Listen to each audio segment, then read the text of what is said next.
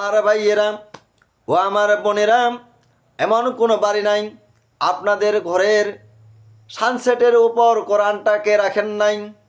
আপনাদেরকে স্মরণ করে দিচ্ছি, আপনারা ওই কোরআনটাকে পারবেন, পেরে আপনি কোরআনটাকে ভালো করে পরিষ্কার করে সকালবেলা আপনারা ওই কোরআনটাকে তেলাওয়াত করবেন। আপনি কোরআন তেলাওয়াত করবেন, আপনি 5 মিনিট হোক 10 মিনিট হোক। আমার শিক্ষার্থী ভাইয়েরা, যারা কলেজ পড়েন, মাদ্রাসায় পড়েন, ইউনিভার্সিটিতে পড়েন, কমপক্ষে আপনারা 4টা আয়াত হলেও আপনারা কোরআনটা পড়বেন। আপনি যদি কোরআন পড়েন, আপনার এক একটি অক্ষরের বিনিময়ে 10 করে নেকি আল্লাহ আপনাকে দান করবেন, যে নেকির কারণে আল্লাহ রাব্বুল আলামিন আপনাকে জান্নাত দিবেন। আমার ভাই, এই কোরআন আপনার সাধ্য অনুযায়ী সময় লাগান।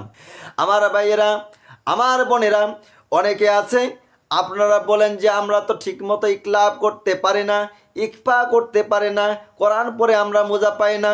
কোরআন পড়তে গিয়ে অনেকে আসে আমাদের ভুল ধরে, এটা আমাদের তোমার ভুল হয়ে যাচ্ছে, ভুল হইলে তো গুনাহ হয়ে যাবে, এ করে আপনার কোরআন পড়া ছেড়ে দিয়েছেন।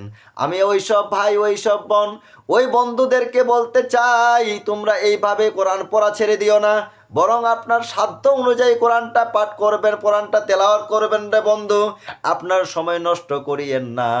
আপনি তো চেষ্টা করেছেন, আপনার চেষ্টাটা আল্লাহ রাব্বুল আলামিন কবুল করে নেবেন। আল্লাহ রাসূল সাল্লাল্লাহু আলাইহি সাল্লাম বলেছেন, যে ব্যক্তি কষ্ট করে ঠেকে ঠেকে কোরআন পড়ে, সে 2টি পুরস্কার পাবে।